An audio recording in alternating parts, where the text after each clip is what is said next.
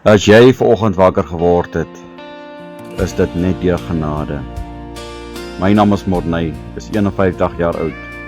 Ek veg kanker vir die laaste 18 jaar en is net genade wat my hier vandag weer gebring het.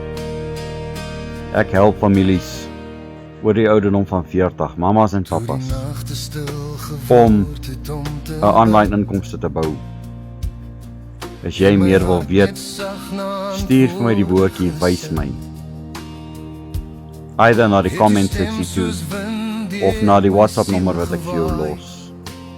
En ek deel gratis inligting met jou, wat jou ook finansiëel kan vrymaak.